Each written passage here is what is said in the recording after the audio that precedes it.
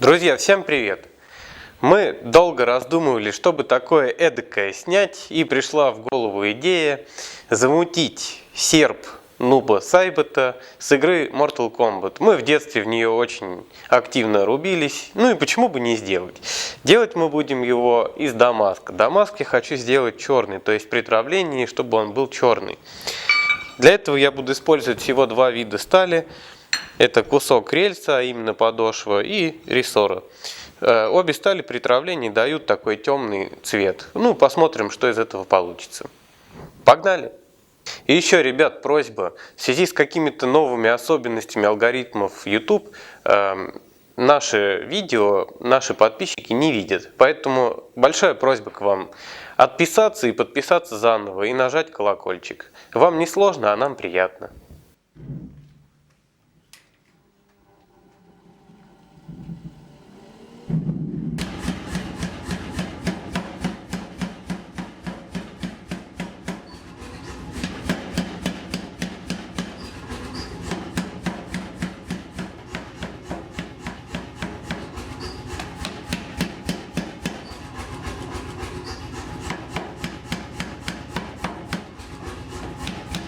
Подготовил я пластины под пакет, поскольку я использовать буду рессору. Рессору мне не нравится, как варится, не очень хорошо она варится.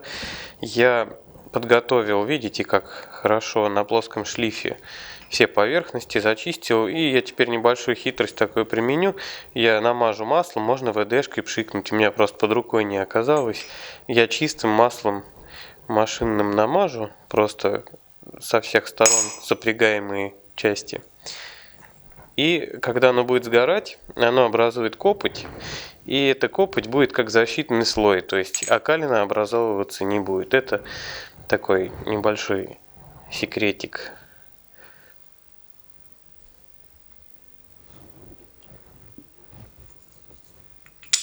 Промазали маслом, скрепили струбцины. Сейчас я вот так вот сварочкой обварю.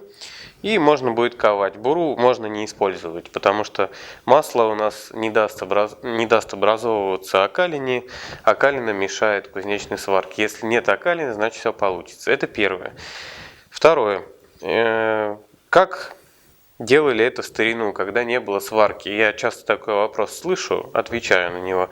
Было несколько способов. Первый — это связывали проволочкой, либо стягивали хомутами, то есть железными хомутами делали стяжки такие. Либо, ну я на листке бумаги покажу, то есть вот у вас пластина, вот такая пластина, да? Они ее вот так вот сгибали и сюда вкладывали, соответственно, другую такую же. И сваривали, расковывали, сгибали, также в нее вкладывали и так далее.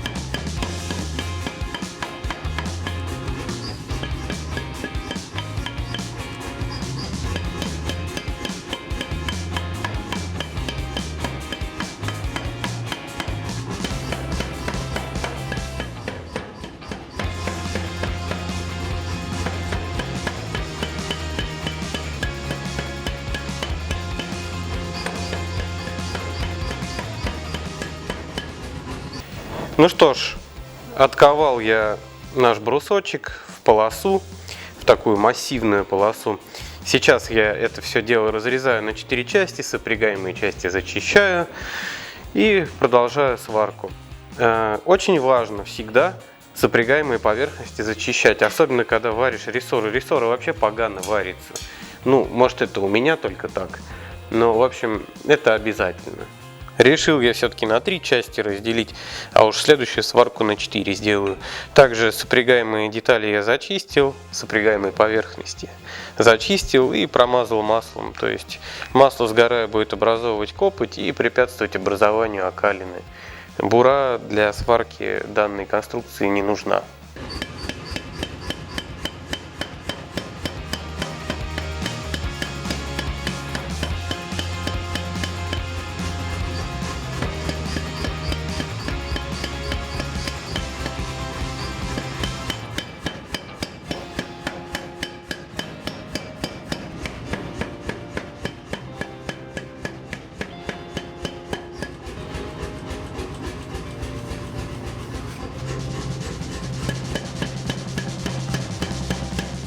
Разрезал я на 4 части, также сопрягаемые стороны зачистил, промазал маслом, собрал. Варить также будем без буры.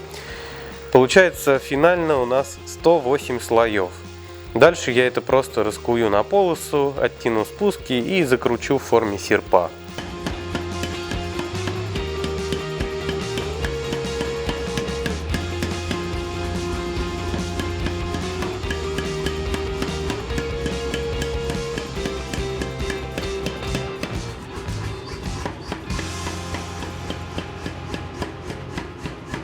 Серп изначально это орудие труда крестьян.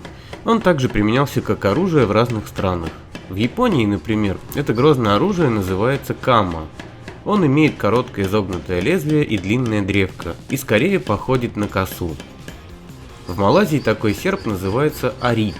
В Европе также использовали серпы как оружие. В фехтовальном трактате Гектора Майера показаны методы фехтования на серпах.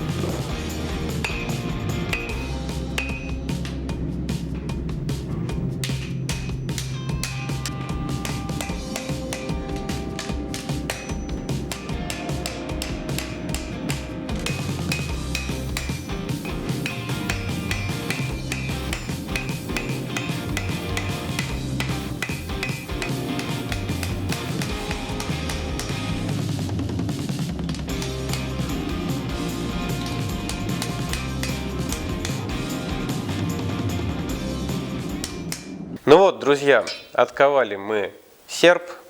Это было непросто, но мы справились. Теперь следующая задача – отслесарить его. То есть я сейчас грубый контур задам гриндером, затем мы болгаркой счистим окалину, придадим ему более-менее форму, откорректируем спуски и затем болгаркой вырежем шипы. Затем мы это дело уже будем закаливать. Но вот закалкой я еще не придумал, как нам вот такую вот огромную штуку разогреть и во что ее погрузить. Ну ладно, что-нибудь мы придумаем.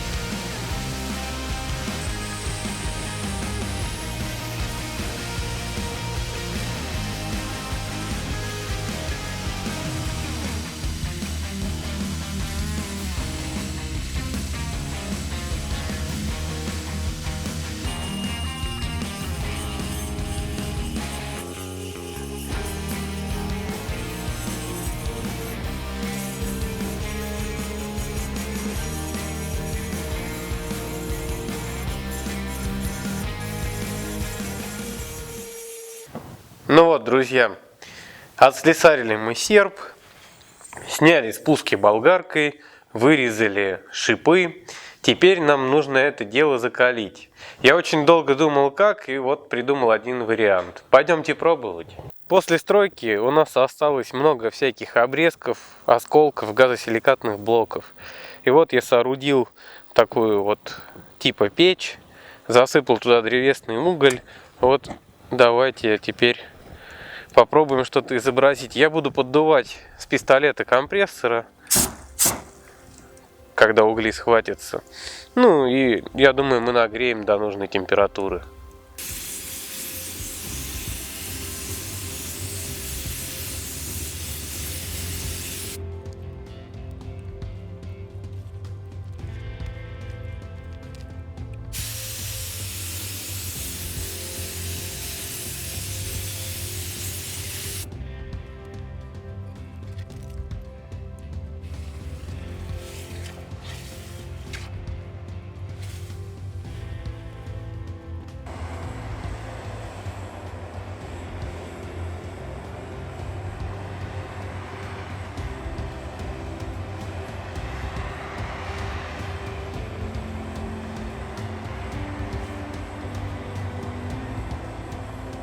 Закалили мы его, разогрели компрессором. Кстати, кому-то это как лайфхак, как можно в домашних условиях, не имея горна, что-то закалить. То есть можно дуть не обязательно компрессором, можно пылесосом. У многих пылесосов есть функция дутья.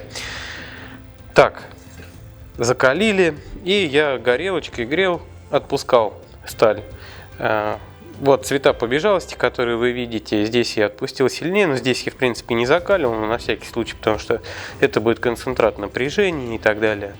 Ну а здесь уже равномерно старался более-менее отпускать.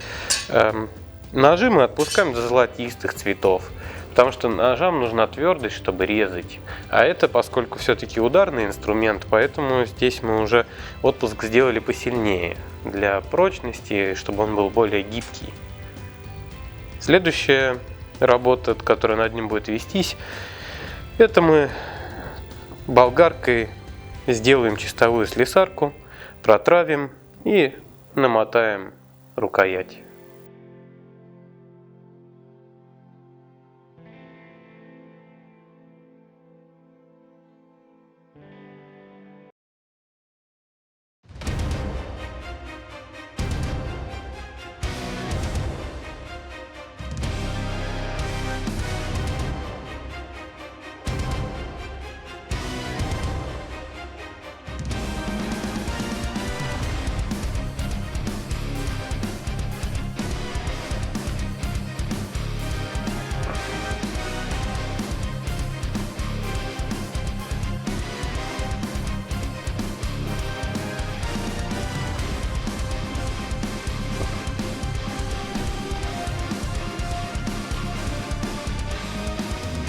Ну вот, друзья, вот такой интересный серп Nuba Saibot у нас получился.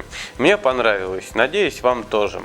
И да, помните, я вас в начале видео просил отписаться и подписаться на канал заново. Это нам на самом деле очень поможет. Благодарю вас за просмотр, не забудьте нажать на колокольчик. Всем пока и до новых встреч!